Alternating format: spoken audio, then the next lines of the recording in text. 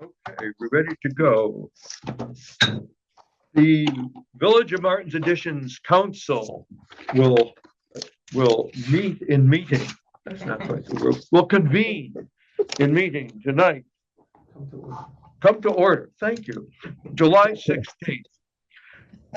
First thing I want to note, I want to thank my colleagues that for selecting me as council chair for the coming year. I'm both honored and pleased to accept. Second, I have to ask the question that I've been asking the last several meetings. Why is tonight different from all other nights?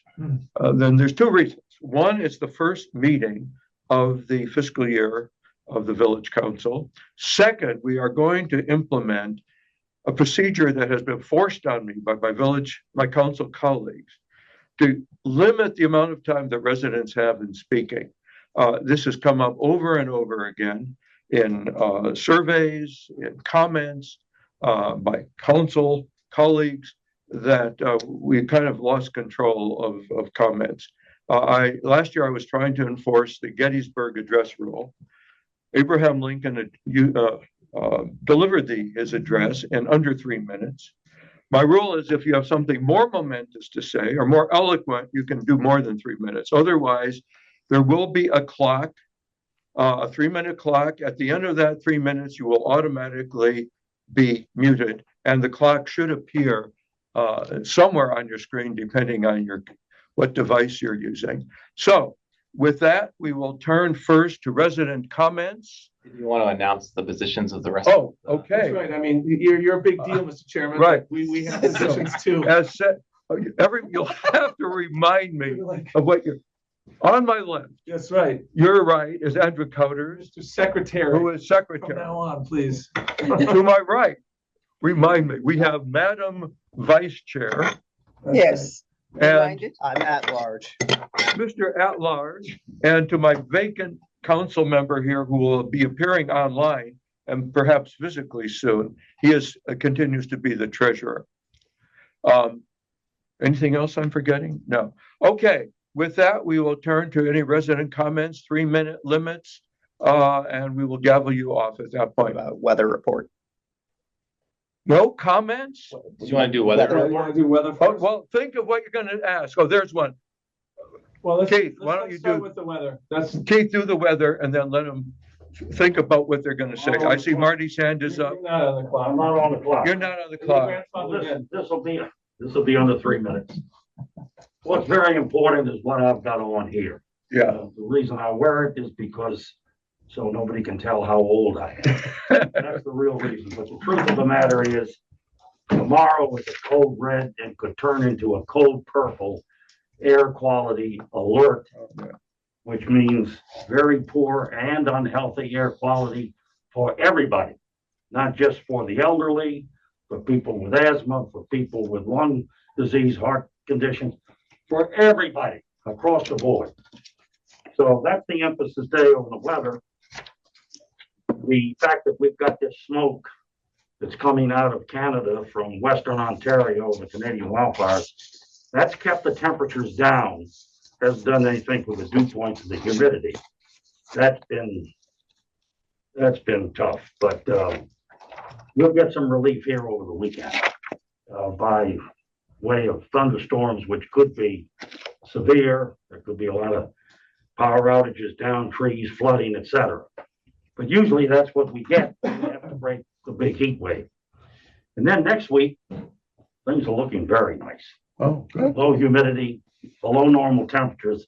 Yes, Andrew. Can you predict the smoke, the haze? Is that going to dissipate, or because the fires are ongoing, it's just going to continue? That's going to get worse here tomorrow. But just in general, like, Just is this generally. a 2-day event, 3-day event, or is it something It'll be out of here. The rain will have a lot to do with it. So that's why I know the weather's going to be severe, but we need the rain and we need that to disperse the smoke. Particles. Yeah.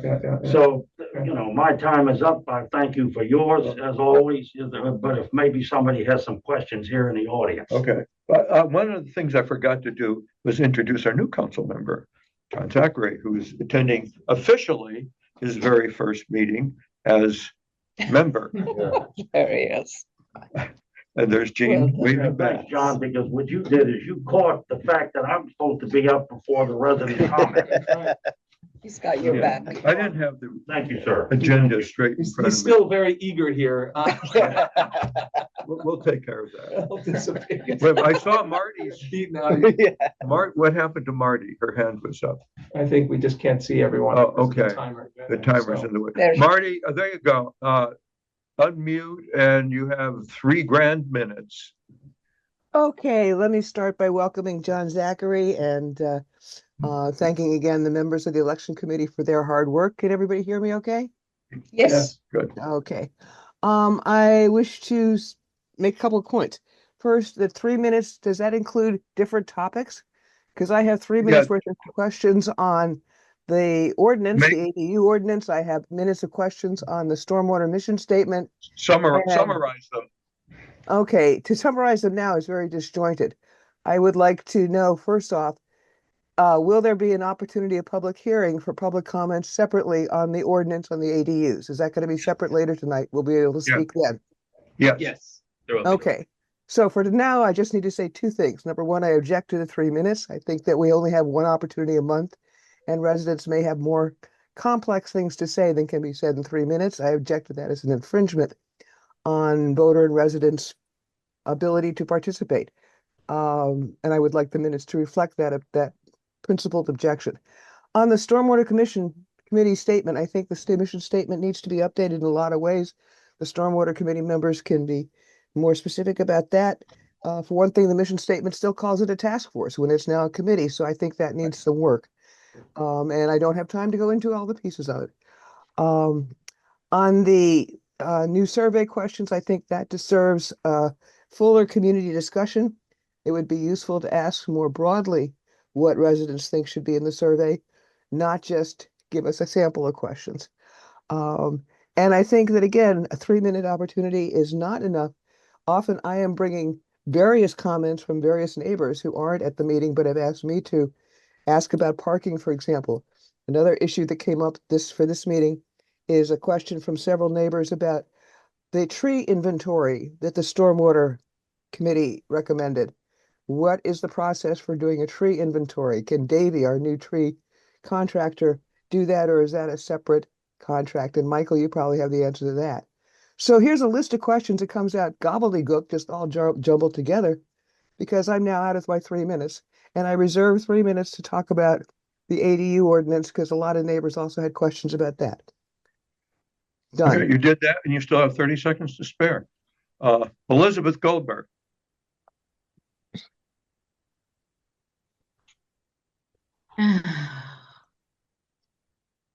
You're Hello, on. everybody. Good evening and welcome, John, to you. It's nice to see a new face around the table.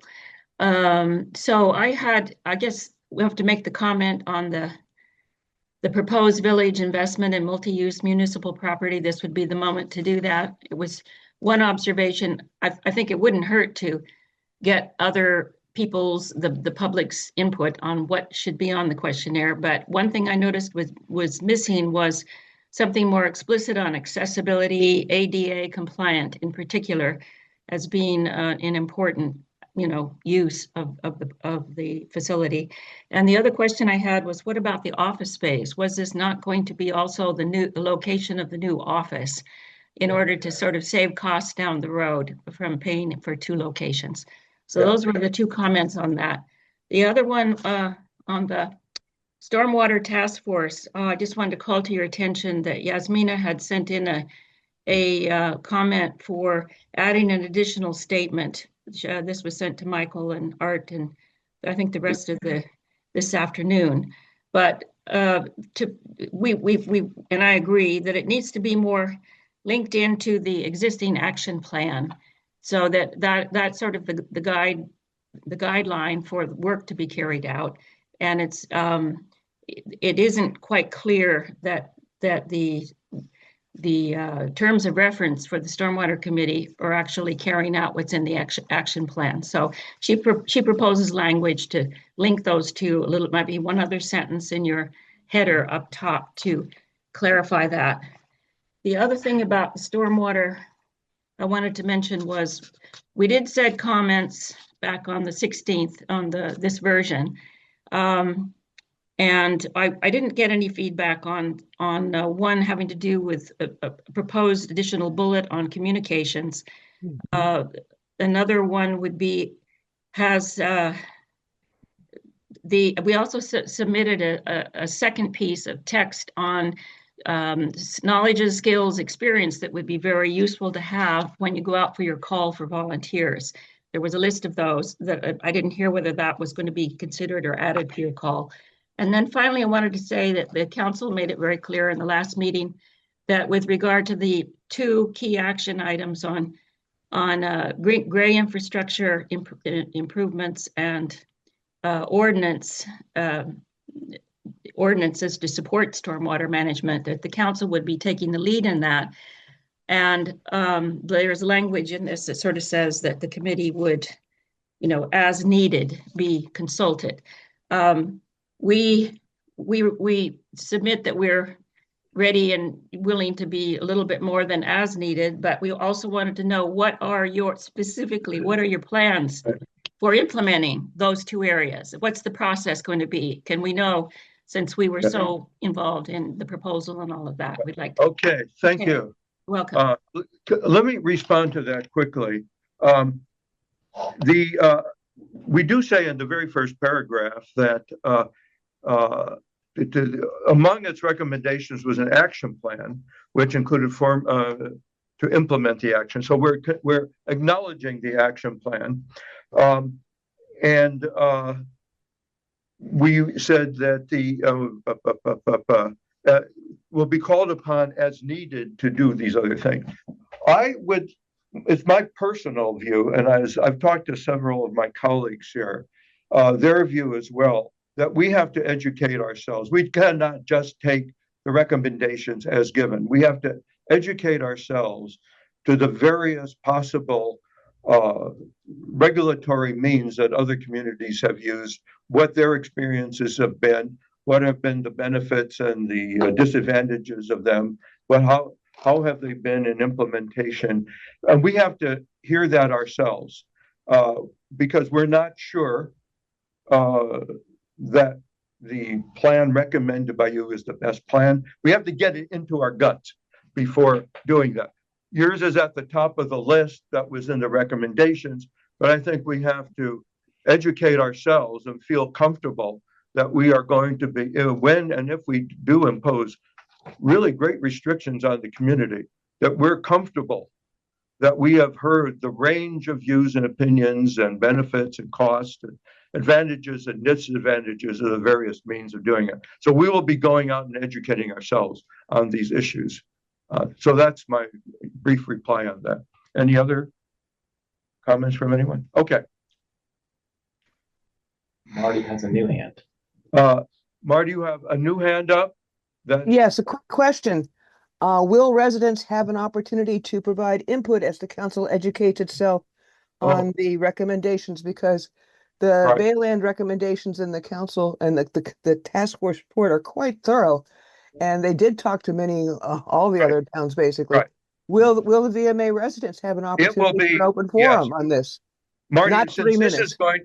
This is going to involve code changes, and code changes that will affect every resident and practically every property. This is going to have to go through a full vetting of residents, experts, community. So yes, the answer is yes. Not just 3 minutes at a council meeting, but an actual forum where this is discussed, please. Yes, at least that. Yes. Thank you. Okay. Jean. Unmute, Jean. Hi, I did unmute. Good, you're on. Hi, guys. It's nice to see you all. I have no idea what you just said, Arthur. How in goodness name, you must have some ideas to be able to say what you just said about how you might gather the opinions, share the information and gather it, and then reshare it. What are you thinking about? I have no idea what you're talking about. Okay, what I'm thinking about is... Go ahead, knock it off. Talking to council members in other jurisdictions, managers, the building code administrators, to find out what they have done and what their experience has been. It's that simple. Okay. Wait, can you still hear me? Yes, you're still on. Okay, good. There's nothing nicer than listening to my voice, huh? It's that simple. Well, what are the questions you're going to ask them? And how does your code? What's been your experience administering it? What's been your experience and results? What have been the difficulties, the challenges, the benefits, the great things that have come Okay, out? so this becomes the responsibility of the village manager to put together this. How do you see this happening? Using telephone, calling up somebody, the village manager of Somerset, the former mayor of Somerset. There are some rules, Mr. Bolt. I was going to say Dr. Bolt. Public information, open, blah blah. We don't worry about that, okay? Right? I mean, I don't know. To inform ourselves as to how other jurisdictions have dealt with this issue and this challenge? That's the question, Gene? Whether that, yeah, I guess. I mean, I defer to our council, SEL, as to whether we are permitted to canvass the area and colleagues in other jurisdictions to ask them about their experiences. I don't see that as their experience with what? Addressing these infrastructure challenges and the stormwater management. Okay. Yeah, that's permissible. The Open Meetings Act would not apply unless a quorum was doing that at one time. And where do the questions come from? Well, the questions come from, I mean, I'm not sure there's it sounds like almost like a trick question, but we have reports, we have conversations, we're hearing from residents and their challenges in various homes. I mean, that will create a list of questions that we would want to address before moving forward on decisions, and getting input from the community, getting input from our colleagues, from Ron's experience with his other clients. I think all of the above, Gene, questions you might have that we would want to, use as well in figuring this out. I guess I look forward to that. I'm thoroughly confused about what you're talking about, but I look forward to having an opportunity to interact with your outcome, with your proposal. Okay, so thanks, guys. Okay, Appreciate thank you. I can't see. Are there any more hands up? Okay. Marty has a third hand. Marty, Sorry, you don't get three. You don't get three. different question entirely. Different question entirely. It seems to me that what you're talking about, Arthur, is duplicative, because the task force did in fact survey the local jurisdictions, and there's a lot of information in the reports about what they're doing and how it works. That's already there. You're right, Marty. That's correct. I think we just cannot accept blindly what they said. We have to go out and, in a way, relearn for ourselves, building on that foundation. So, thank you. Any more questions? No. Okay. With that, we will move to the next item on the agenda. The Stormwater Committee mission statement. There were several three places where we said task force rather than committee. That will have to change.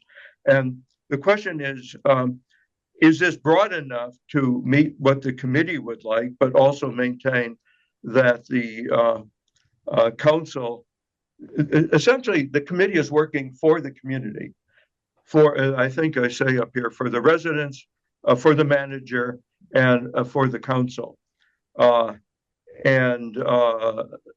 There's a very open statement.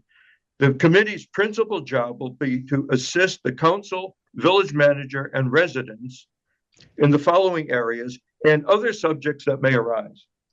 I don't know if we have to be more explicit about anything. Any comments from council colleagues on revisions?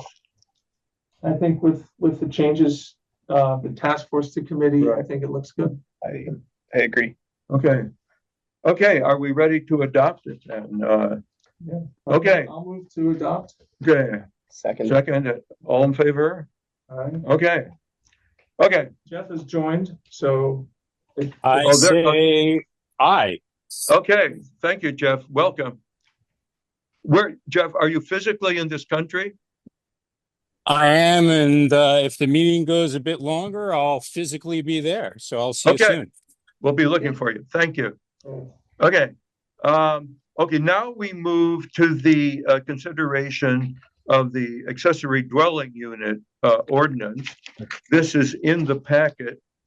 There's a lot of whereases, and the new language can be found if you're looking at your packet on page 5, with the deletions from the current code and the underlined additions to the new edition. So, Ron, could you walk us through that?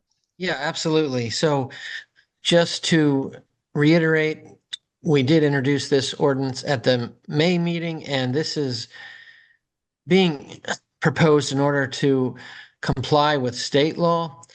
So as you all will recall, in the 2025 regular legislative session, the state passed a law preempting local regulations that impose stricter setbacks from the rear and side lot lines on accessory dwelling units that a jurisdiction may have that are greater than that for other accessory buildings like sheds and detached garages.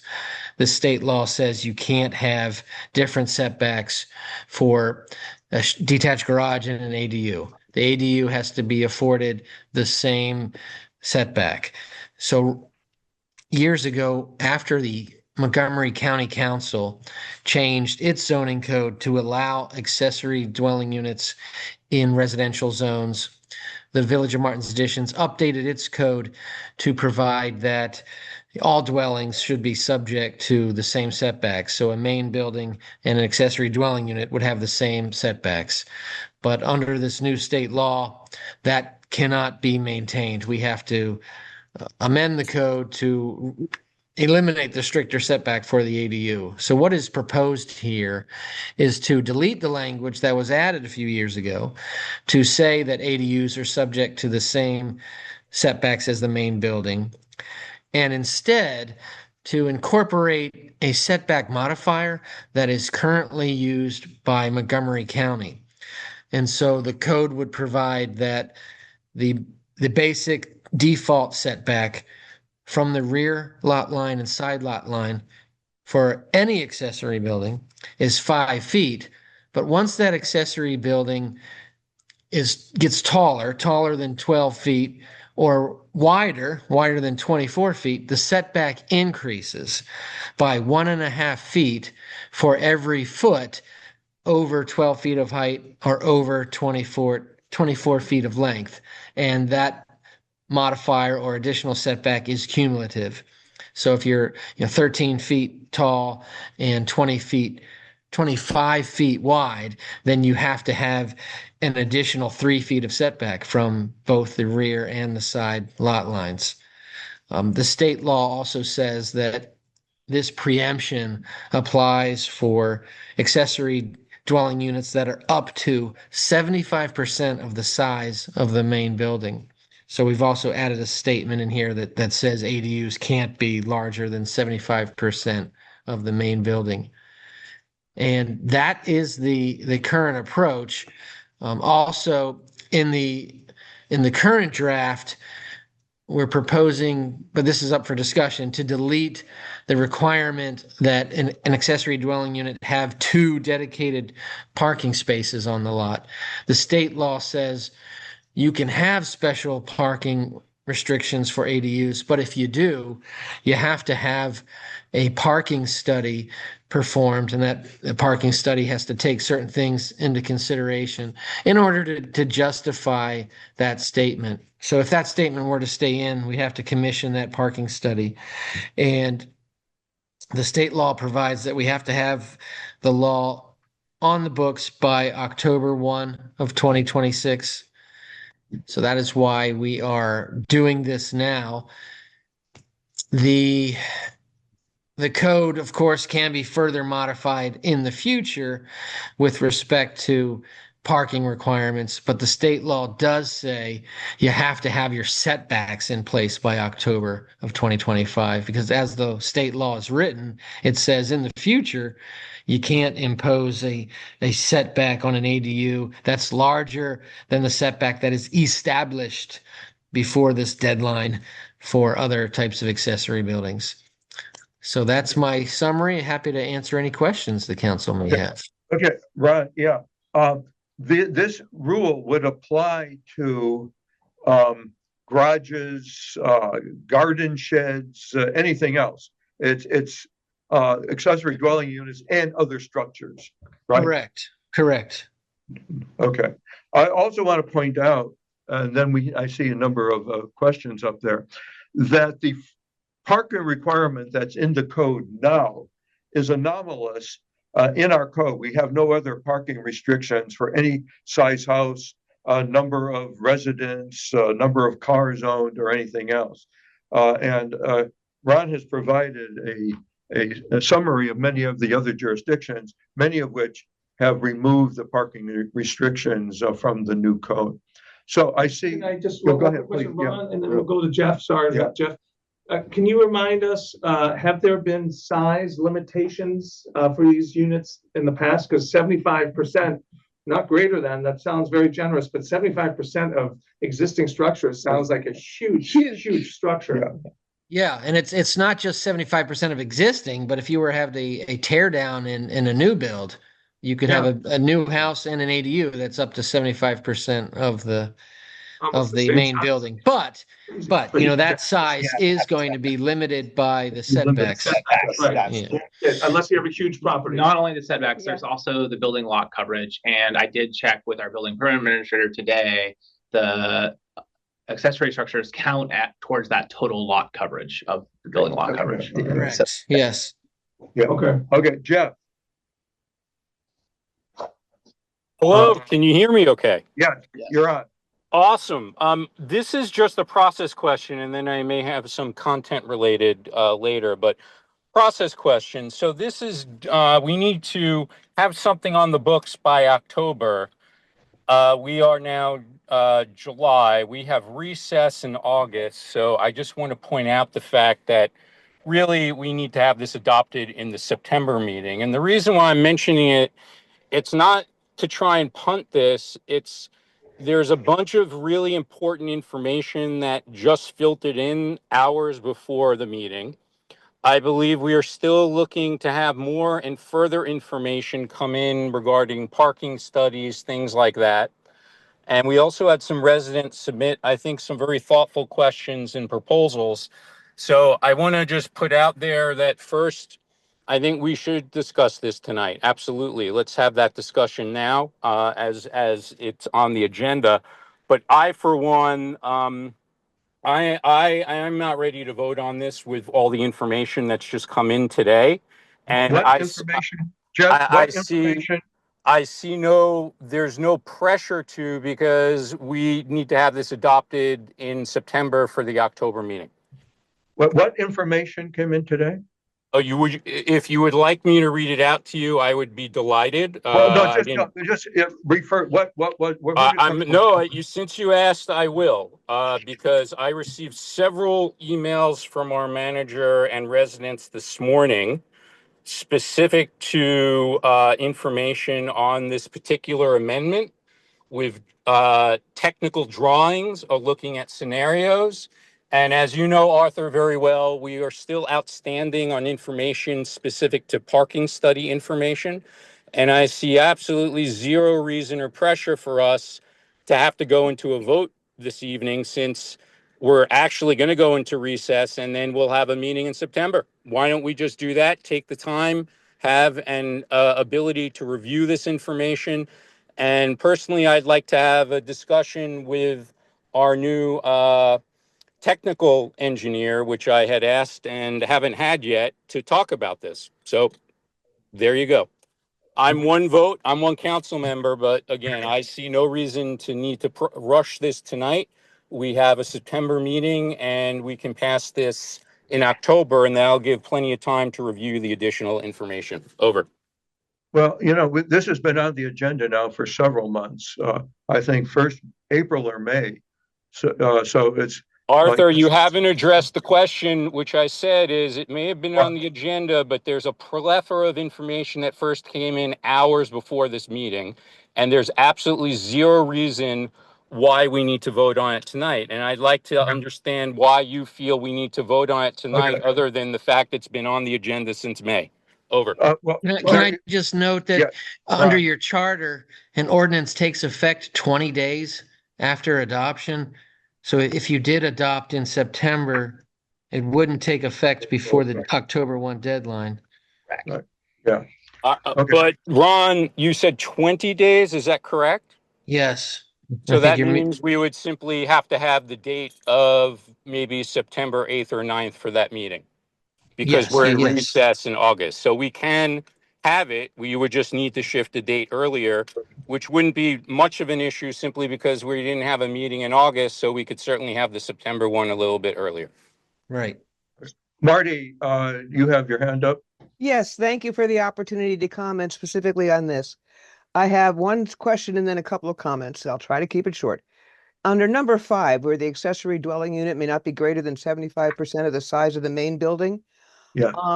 Is that square footage in terms of lot coverage, or square footage in terms of the size of the, what size of the main building? I mean, we have people who have houses that are 3,000, 4,000 square feet total footage, but that's not the same as lot coverage. What does the word size mean there? Yeah, it's a great question, Marty. And this is exactly from the state law. And to be perfectly frank with you, I'm not quite sure what it means, but it gives us the flexibility for us to interpret and decide what 75% means. But this is the requirement of the state, 75% of the size. So it's not clear whether that is height, mass, square footage, footprint, what have you. We're going to have to interpret that when the time comes. Thank you, Ron. That's very helpful. Now, next question. Maximum lot coverage of permeable or non-permeable surfaces has been a continuing issue that the Water Task Force, of course, has addressed in great detail and that other towns have addressed. And how does this affect, is there a limit anywhere in terms of the total maximum lot coverage of impermeable surfaces? I'm including sidewalks and driveways, and any, not just the building footprint itself. What's the maximum lot coverage? Because this sounds to me like you could have 90% of the lot covered. Sure. Now, another great question. And the state law, Mark from the Stormwater Task Force sent in an email with lots of suggestions. And I would say that, a lot of those suggestions are great and things to think about. The good news is the state law only preempts us with respect to setbacks. In the future, when we sit down to talk about our new stormwater regulations, if any, and what we're going to do there, and if we impose lot coverage requirement, permeable surface coverage requirement, we can do that in the future. We just have to have the setbacks in place before the October deadline.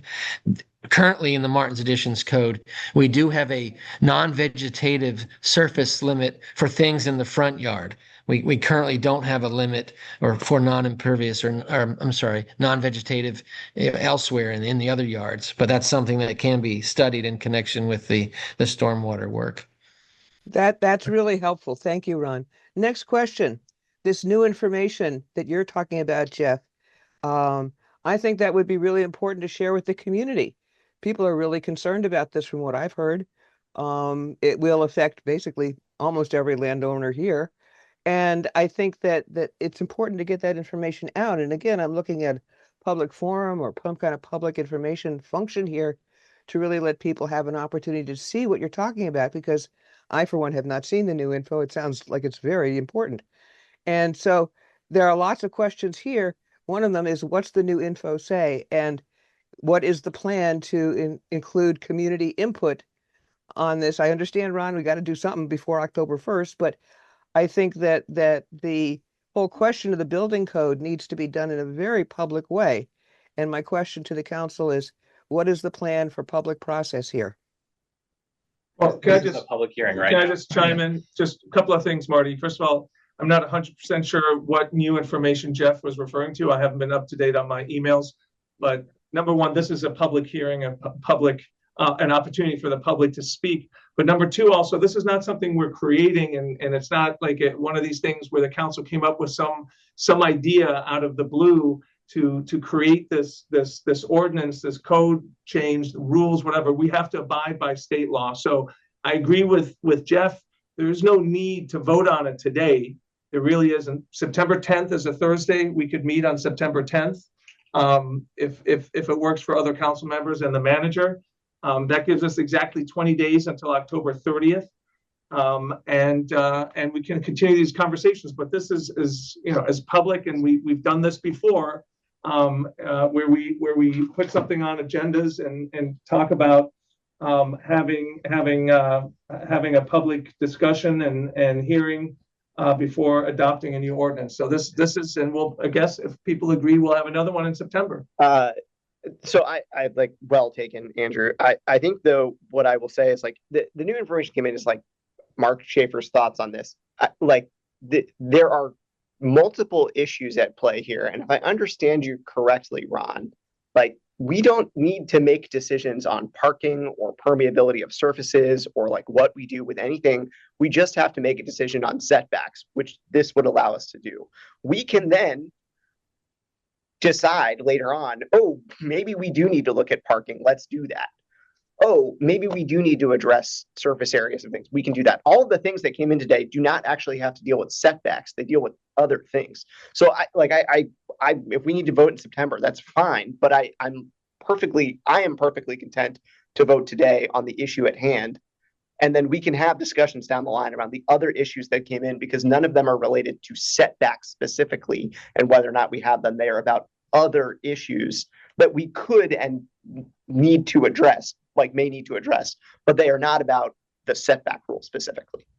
Correct. And in response to that, I would also say, to add on to what you said, so Mark Schaefer submitted 6 or so recommendations to address ADUs in other areas. If we were to adopt any of those, we would have to write a new ordinance and introduce a new ordinance, and that restarts the clock, and then it's a 3-month process all over again. Right. So we really don't have time to get into all of these other ideas right now, frankly. But we have the flexibility as a council. Once we comply with state law and pass this ordinance, we have the flexibility as a council to engage with residents for an additional public hearing or hearings to talk about those other issues that are not necessary for us to vote on right this moment, because there is a state law pending deadline that we have to address. Right. And the critical issue is setbacks, and the really critical issue is you have to establish the setbacks you want by October 1. You can't make the setbacks stricter for ADUs in the future.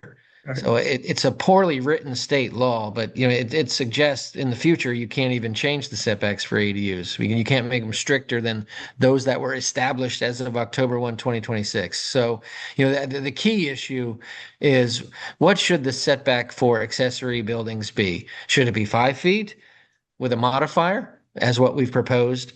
Should it be 20 feet from the rear for every building? That's probably too restrictive.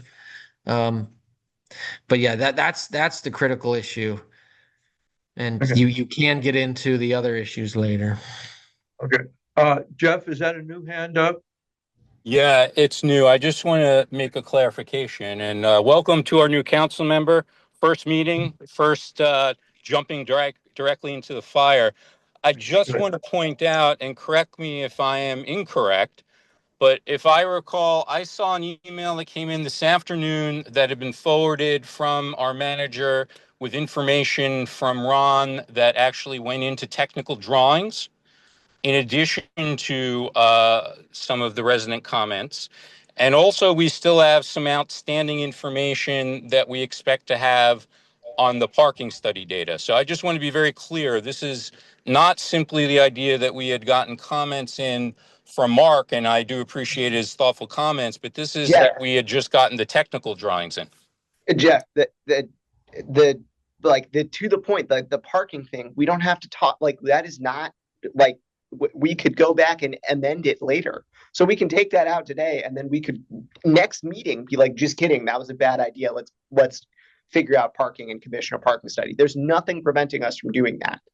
So like I hear you, but we can just discuss that later. And were those That's- technical drawings yeah. related to parking, or what were the No, technical? no. drawings? No, but okay, we can agree to disagree on that because I feel removing a parking requirement that we have is not in the best interests of our residents. But with that said, the other point I was making, Ron, please correct me if I'm wrong, but I think the exhibit that you shared today was not solely based upon parking. Is that correct? You provided some technical drawings for us around various possibilities based upon criteria. So, yeah, I prepared a drawing, Jeff, to satisfy your request. I hope it satisfies your request to illustrate what the ordinance would do with respect to setbacks. So I don't know if we can put the drawing on the screen for everybody. Let me see. Is the drawing in the packet, Michael? It's not, but I have it right here on the screen. It's Yeah, what can you? we saw Tuesday. There's the drawing. Yeah. Yeah, And Jeff, I showed you this on Tuesday. yeah. So what my drawing shows, could you hold that up there, Michael, just so for the benefit of everybody else? I would do a screen share, but this is quicker. Okay, so thank you. Andrew. Ron, one thing before you go, and thank you so much, as I thanked you during our meeting, which was a closed administration meeting. This drawing has not been included in the packet. Is that correct? So any residents who are on this call right now, this is the first time they're seeing it. Yeah, this is what the ordinance in front of you says, just drawn out. It's the exact same thing. Yes, but my question was this in the packet or not today? No. No. Okay, thank you. Okay. Jeff, you only asked for this a couple days ago, so I mean that's why it was prepared a couple days ago. I prepared understand, and it that's the why same day you asked for it. Ron, we're not in argument here. All I'm saying is we received information this morning and this afternoon, and we're having a meeting, and I'm just giving options in terms of the idea of being able to process the information and sharing it with residents before we take a vote. I'm not arguing. Is this enough time, Gene, Marty, Steve, Nick, to look at this, or do you need more time, Elizabeth? And we can definitely make a copy of this that was shared with Jeff. I think, thank you for asking, Andrew. This is Marty. I think it'd be helpful to include this and the notes that came in from Mark Schaefer as well, because the residents haven't really seen any of that. And I for one, would appreciate having you share this information. I think this drawing is illustrative. Ron, can you explain the drawing on the right? Sure. Would you hold that back up, Andrew? I'm holding it. You can Oh, see it? sorry. The screen just changed because Marty was speaking. My apologies. So on the left, that shows a very small shed. Okay. That shed can be up to 12 feet tall and up to 24 feet wide. And with those dimensions, it would be allowed to be 5 feet from the rear and 5 feet from the side. That's what's shown there. And then on the right, that building gets bigger, that accessory building gets bigger. And now, just for, example purposes, it's now 15 feet tall and 28 feet wide. So because it got bigger, it needs to move inward from the rear and from the side. And as the math works, because it's you're going to add an additional 4.5 feet based on its height, and you add an additional 6 feet of setback based on its width. So that building has an additional 10.5 feet setback from each lot line based on its increased dimensions. Thank you. That's helpful, what we're looking at here. Thank you. Okay. Gene? Thank you, Jane. Thank you for your patience, Gene. First of all, John, Welcome. Thank you. I love your approach. What are we really trying to deal with right now? And can we just cut to the chase and do it? Okay, great. Hi, nice to meet you. Wow, that would solve a lot of problems. Just can we approve what we need to approve and go from there? But Ron just touched upon something that was my big problem with a lot of this is seeing what it looks like. It's very hard for residents to see, but the illustration that was just shown really helps see what would it do to the change of the town. How would we look differently? And isn't that really what it's all about? What can we handle as a town? What can we handle not just to look at, but to enjoy, to drive down, to park, to get back out of the street that we parked on? You know, one of the best things, so I agree with you, John, to go ahead and just say, okay, look, we got to do this. And it's pretty simple. It was very clear. But now we have time. Let's think about what is it that we can have an influence on.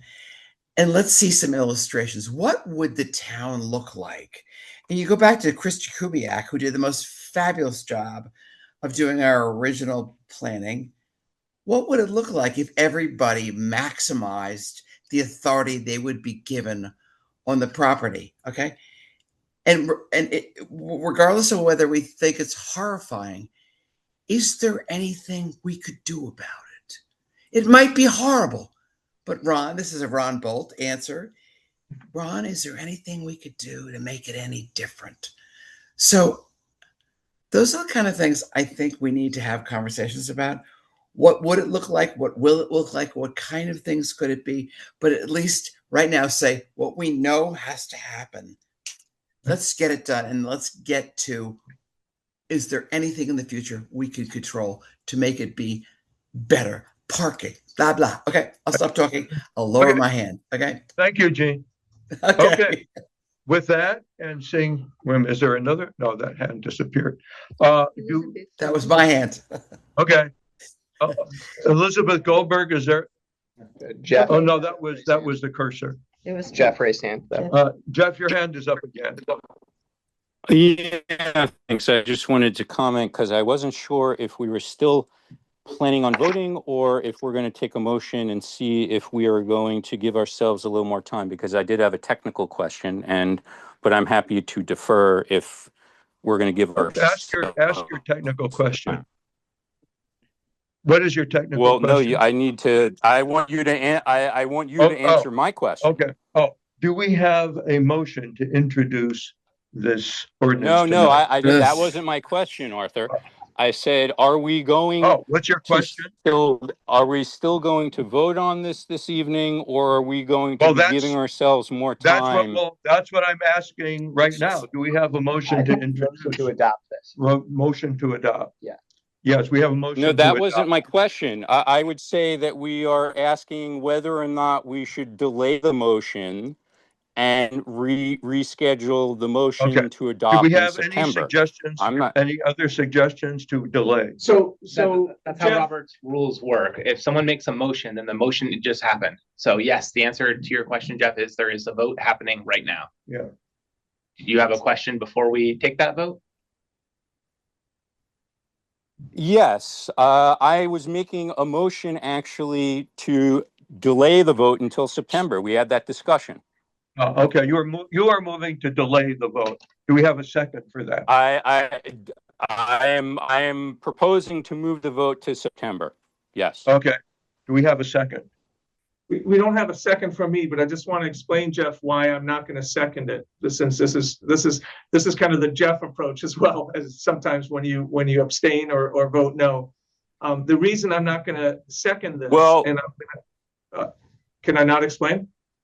Well, then let me ask. Okay, well, you finish what you're going to say, Andrew. But then I have my technical question that I need to ask. If that is the case. Because I have some significant concerns right now of what we have that is going to be adopted. So feel free to go ahead, and then I will be happy to raise my technical question. Raise your technical Why don't you raise your technical questions before we proceed? Okay. Well, Gene, thanks for bringing up what you suggested and other residents who have also chimed in. So my question is, Ron, you had mentioned the minimum setback of the 5 feet. And there's a drawing rendered that gives some exception where there would then be some sliding scale. But refresh me, but I think you said 24 feet wide by 12 feet high. So that is where we would start to anything over those in terms of height or width, then you'd start to get a sliding scale. So basically, at minimum, you can have, under a centimeter of height, perhaps, or of the width. And you can have then a bunch of the dwellings that are 24 by 12, right, that are going to be very close. But the real question is, at what point, in terms of this sliding scale, because we had someone, and I think it's worth merit in Mark's proposal, around the idea of a minimum setback of 10 feet. So just trying to get an understanding of this gray area between the 5 feet and the 10 feet. And are we opening up a real can of worms here where we could see some fairly significant sized ADUs that are going to be fairly close to the property line that we really didn't account for? I don't understand. That's the problem.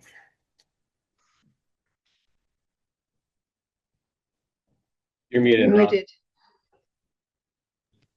There we go. Sorry about that. Yeah, so yeah, the answer is yes. So back in December, I think I proposed 3 general options. One is to increase the setback for all accessory buildings. So it could be 10 feet, could be 20 feet, whatever it is. But then you're in the situation where you've got to hear variance requests for modest structures like a shed, let's say, that, you really might not mind having at 5 feet and 5 feet. So another approach that is in the ordinance now was the setback modifier to avoid situations where you're imposing a setback that's too large on modest buildings that you really historically find close to the rear and side lot lines.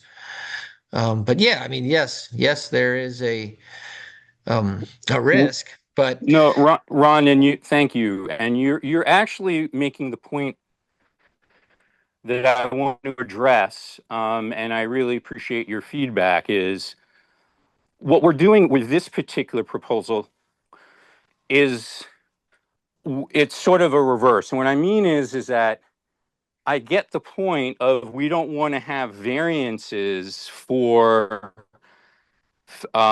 certain small sheds and things like that, right? Because, we don't want to say to neighbors, oh, you have to have a 10-foot setback for a shed. But I guess the question then becomes, you're saying is that for that particular shed, if we had a 10-foot setback, that we would actually need to then have a formal variance hearing? Or could the manager or permit manager and the technical engineers saying, we don't need this and it's a shed, that's okay? Or could we assign that would violate the state law. Council member? Yeah, that would violate the state law. So you would have to have then a formal. So just correct. So if the shed and we had a 10-foot setback for all dwellings because we're trying to protect ourselves around large structures, what we're saying is if it were a shed or some other small plaything, that we would have to then have a formal variance hearing. There's no exception to that rule. So we would have to schedule those hearings for every single thing that really was not a true ADU type dwelling. The applicant wanted to place it somewhere else. And if they were happy with the 10-foot setback, then no variance is needed. But if they weren't happy with the 10-foot setback and wanted a 5-foot setback, then yes, they could request a variance. And would that then require a hearing? Yes, variances require hearings. Okay. I mean, you could draft the code to say, modest variance requests, etc., don't require hearings and the like. But I think the state is going to say this is an indirect attempt to impose lesser setbacks on different types of buildings, which is exactly what the state law tells us we can no longer do. Okay, thank Marty, you have one last question. Thank you. Yes, it's an important question. Does anything in this ordinance limit people to only one ADU?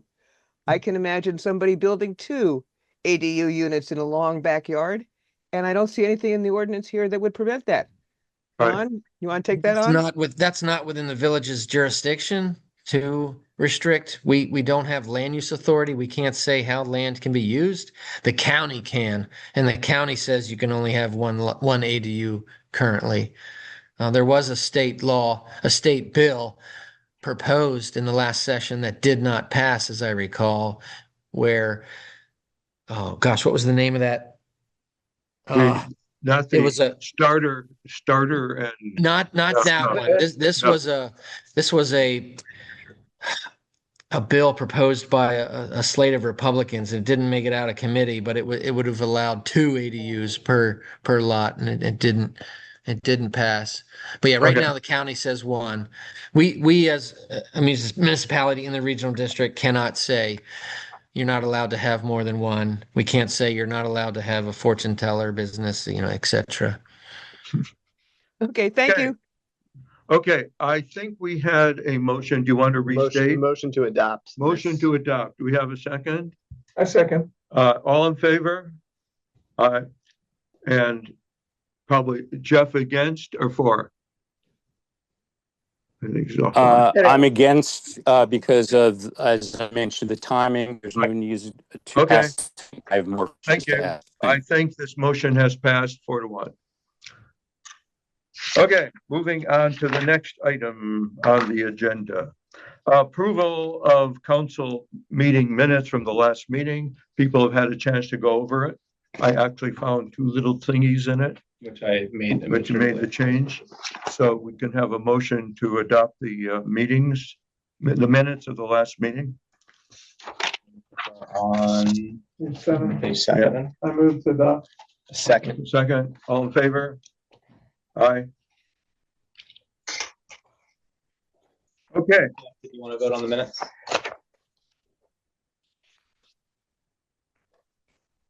Okay, moving on to the next question.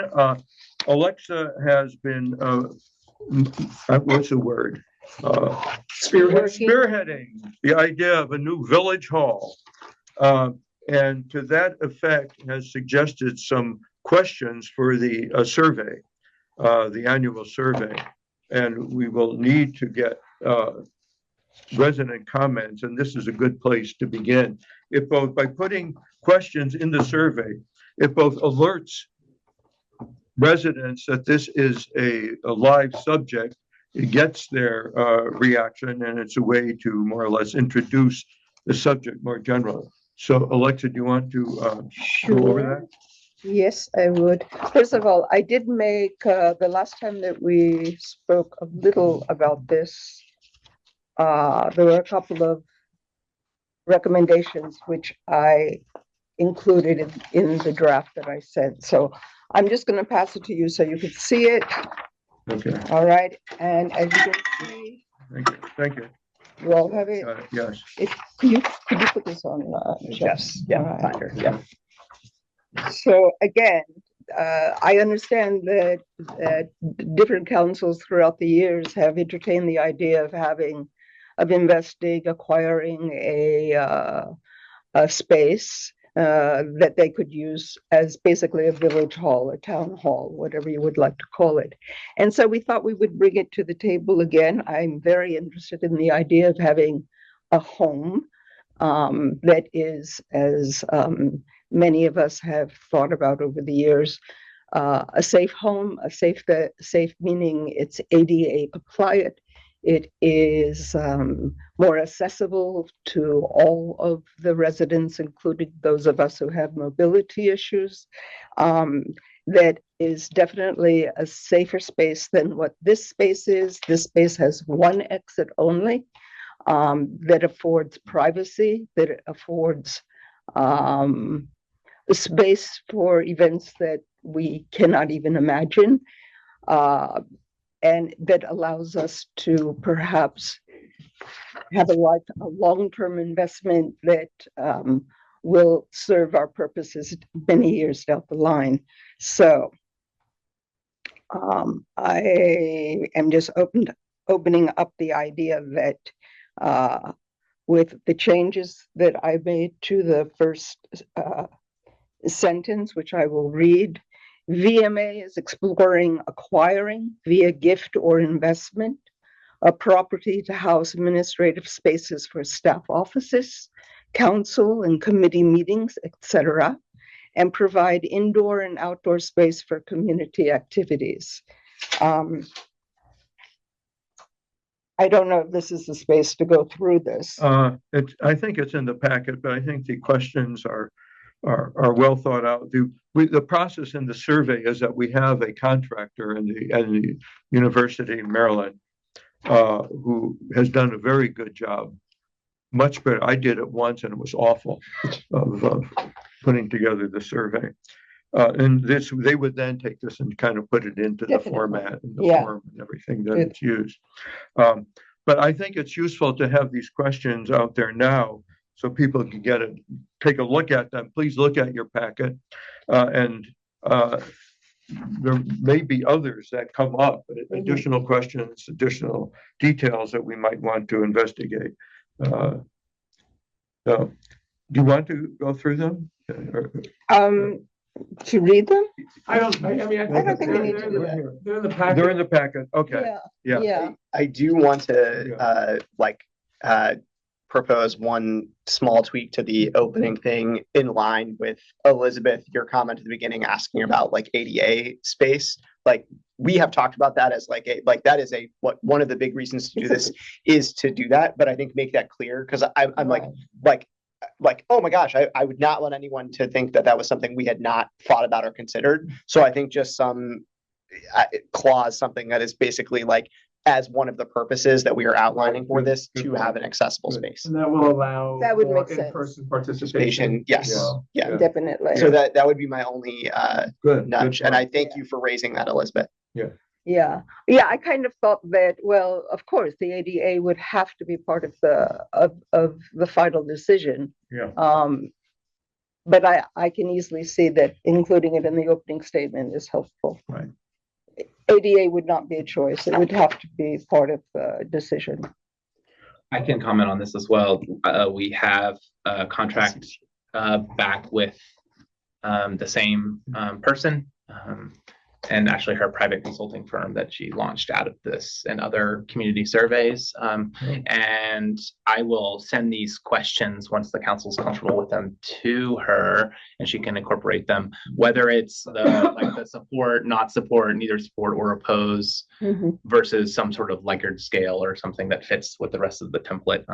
She would know best. She's a survey expert on that type of thing. But I think this is great. And to answer Marty's question earlier, this is not a holistic view of the entire survey. That will happen in the fall. It's still summer. So we are hoping to draft those questions and get them in front of the community prior to actually launching the survey in October or November, like we do every year. So. Okay. Jean, you have a quick comment on this? Quick comment? I gotta be quick. Okay, I'll do my best. Has anybody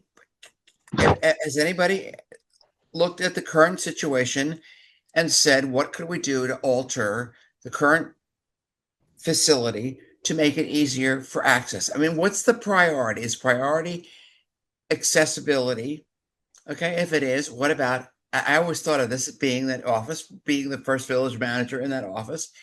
They're very easy to run an elevator up the back of the building. What would that cost us as a town? Because I thought we are so blessed. There's not any other municipality that I know of, except maybe Chevy Chase Village, who has a commercial lot in the middle of the town, because we weren't a part of we were independent. We weren't a part of the land use company, the Chevy Chase Land. We are blessed. Has anybody thought about what would it take to take the current place and make it able to easily accommodate a rear elevator to make it easy to get people in and out? I would start there before I look for a place. I don't know. I have no idea what you guys are talking about. Finding a house. You're talking about finding a lot in Martin's Additions? Is that what you're talking about? I got no idea. Okay. And parking? What are you going to do about zoning? I won't even just have you. What have you thought about what we have? How blessed we are to have it, because no other municipalities have it. Although Section 3 has even come and is renting space. Okay, yeah. Okay, Thank you. I'm done. Thank you. Okay. Good point. Think about it. Always good Okay, points. I love my hand. Okay. Let me know Okay. what you think. Okay, thank you. Good points as always. Okay, managers report. Are we, any other question or comments on this issue? Okay, managers report. Okay, it is 8:36. My manager's report is on page 12. Yeah. And I will keep it short.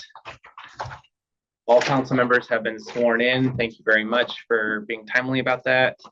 And all village insurances have been renewed. Remember, we have 3 different levels of insurance. We have workers' comp, we have performance bonds for the 5 of you and myself, and we have general liability insurance. Those have all been renewed.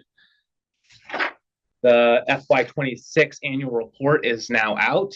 It is in the Martin's Additions newsletter. A reminder there that the July and August newsletter is joined into one newsletter. So that's our one summer newsletter. We're taking a break in August. Directly after my report in the council meeting packet, you will see the administrative calendar. The council has gone over this together in an administrative meeting, but I want the entire community to be aware of everything that's happening. Put all the events on your calendars. We're hoping to stick to this as closely as possible. The Brookville sidewalk is almost done. We do have a little bit of a problem with the storm drains that I found out about today. The tops for the storm drains that they have ordered are delayed. So the storm drains are rebuilt. They're amazing looking. They're 8 feet deep and now 5 feet wide to match the new sidewalk. One of the storm drain tops will be done from the person that's building it next Wednesday. So hopefully that part will be done. And the second one, we don't know yet. We are waiting to find out when they can finish the other one. So of course, right when I'm like, we're done. There's 2 on Brookville between Shepherd and Turner Lane. Yeah. I'm a little scared, but this is a rhetorical question. You have to answer it as where it's being ordered from. Yeah.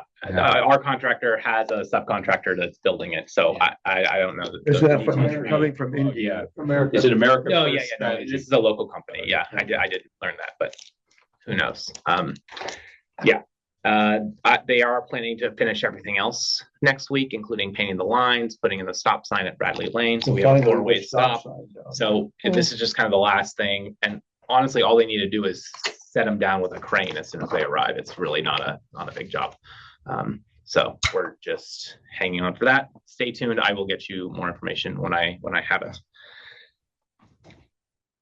There's also the building and permanent administrator report in the back of today's packet, so you can take a look at that. I have a quick question on that. Seems to be relatively few ongoing projects. Yeah, I'm curious if that's the economy turning. It doesn't seem like we have as many flips as when I first started here 4 years ago. We would have 2 or 3 going on at a time. Right. We currently have 0 flips. Yeah, a single page of projects. A couple decks and a couple additions and projects that are taking a long time.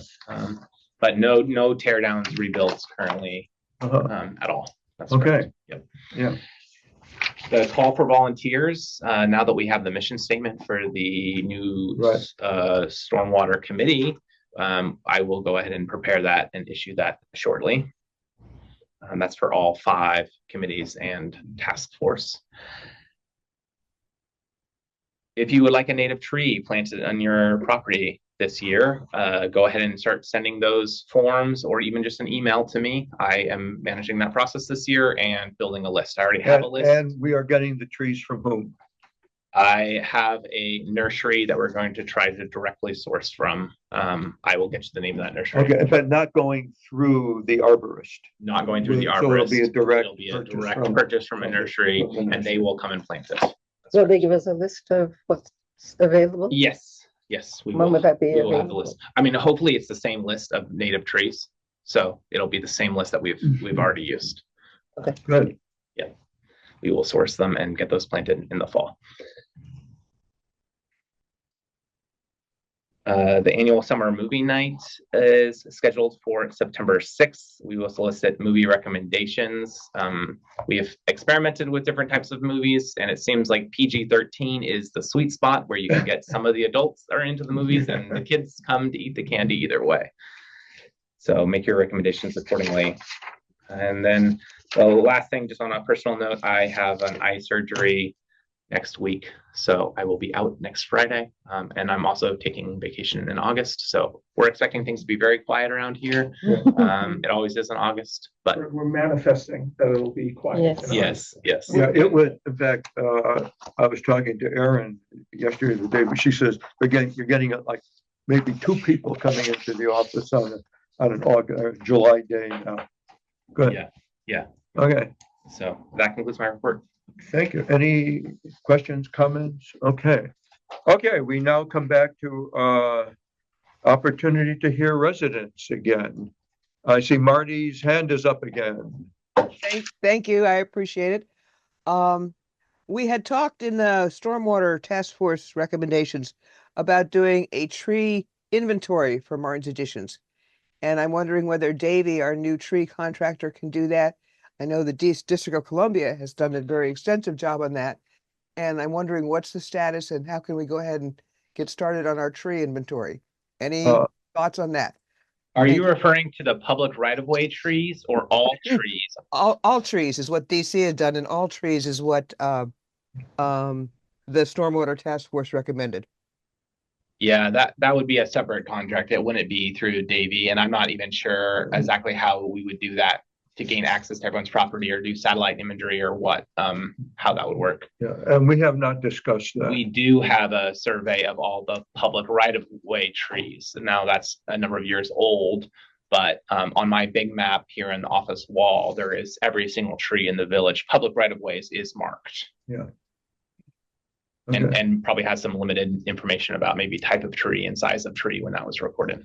Right. I'm concerned about the loss of our tree canopy over the last 10 years with all the McMansion building that clear cuts the lots. I know that many on the council are concerned about that too. And obviously it has stormwater implications as well. So that tree inventory seems to me like something we ought to be able to do.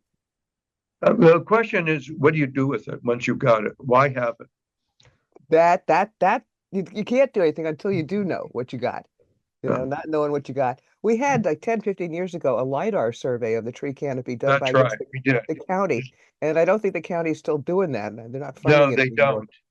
So what do we do instead to update our data? Marty, what they did, they had a view of the canopy. They didn't know the number of trees. All they knew was percentage coverage. And what they found for Martin's Addition was interesting, that even though there was a notable loss of trees, there was an increase in canopy because the bigger trees got older and bigger. Exactly. Trees grew up and spread. So doing a tree audit's a good idea. I would have to do a bunch of research to figure out that. I know DC, and I've met with DC. They partner with KC Trees, and I go to the tree summit every year with KC Trees in Montgomery. Urban Forest Division of their department that is. They do a conference in Silver Spring every year. I think I'm going again this year. It's in September. So I can definitely start asking these questions, and this is a Paula Goldberg question as well. Like an actual census of counting the trees. Yeah. That's right. So could I hold up my iPhone, take pictures, and upload it to Grok and just say maybe? Okay. You probably want to any tree bigger than X circumference, because that's really valuable for the entire village. It's part of, as Gene says, the nature, the character of our community that makes this valuable. is the amount of tree coverage that we have. And on Chestnut Street, we've lost half the lots have lost their big trees in the last 10 years. I can't speak to the whole village, but I can tell you Chestnut Street is noticeably lost Right. a lot of canopy. So I think it's useful to have a baseline as we move forward here with the next steps on true water management and all the rest of it. Thank Yeah, you for doing that. The old tree committee from 10 years ago, when we looked in this, what was noted by some of our consultants that we had is that old trees die as a normal course of happening. But the way to deal with that is to plant. And this is where we came up with the idea of subsidizing private tree plantings. And now we've had several hundred trees planted under Which that is- program. which- That's Which is great. friggin' That's force. terrific. Yeah, That's that's a really, force. really great stuff. And given that these 100-year or 50-year storms happen every other week during Yeah. the summer, some of these trees More of them. that we lose are not fully mature trees either. Yeah. And so we can accelerate some of the tree Yeah. planting as well. Mike, can you take down the timer now so we can see? Okay, Elizabeth Goldberg.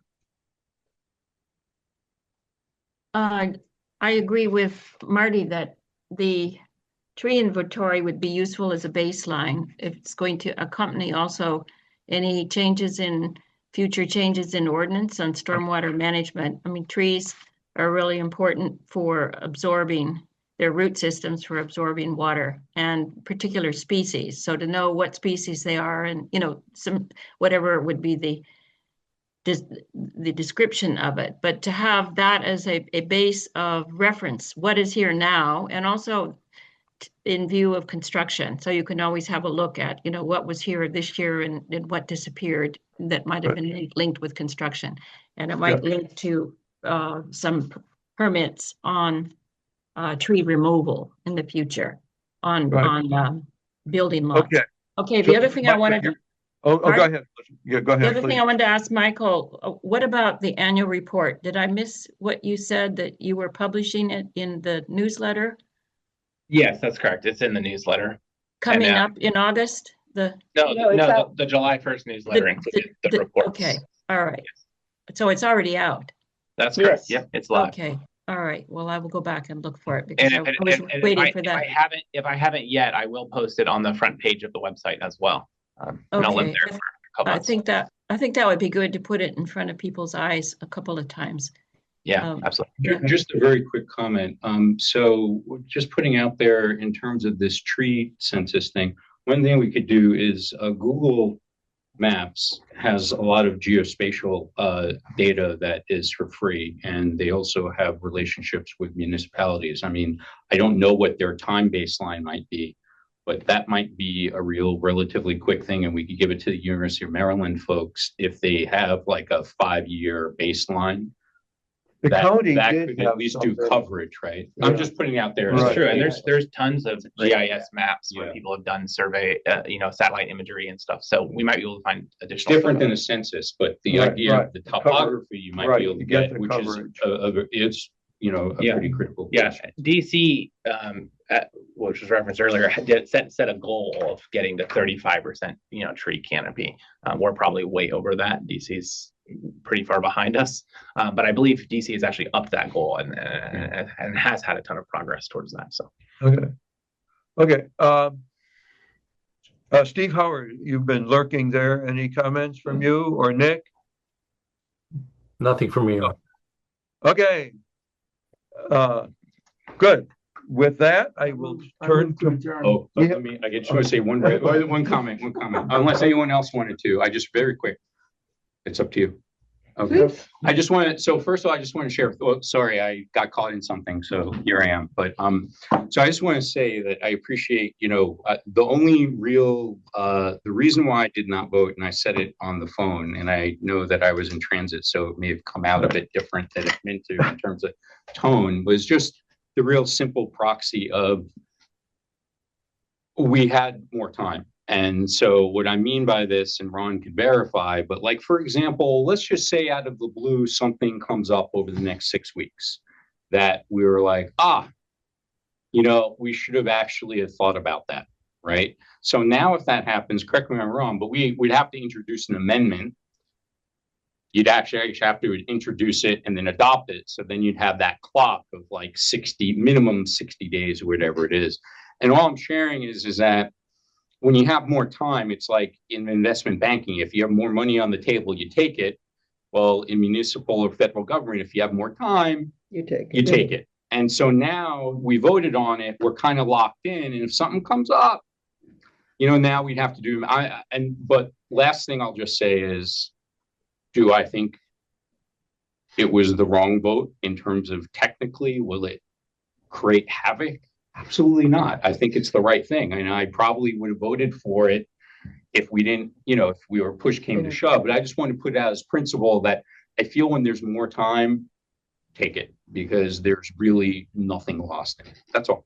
So, and again, I was gonna mention, we kind of jumped over this, your motion not to, is that we've learned subsequently that nothing in this current ordinance is really deviate or would impact any other aspects like the parking, all the stuff. That's it. And speaking of time, now we don't have to worry. We're in compliance and we have the time to entertain amendments. There's no pressure on entertaining amendments and a new clock because we're good. We're in compliance. And by the way, September 10th, Jewish holiday starting September 11th. Some people might be traveling. So there's a lot of time pressure on that end. So Okay. this conversation isn't over, It's all good. right? It's Yeah. gonna continue. And I did grow up with my grandmother, so I tend to worry more than the average council member. So there we love go. that. Okay, you had a I motion. did have a motion. Do you want to hear it? Yes, let's hear your To motion. adjourn, please. Do we have a second? Aye. Okay, Thank you all. Thank you. thank you. Congratulations.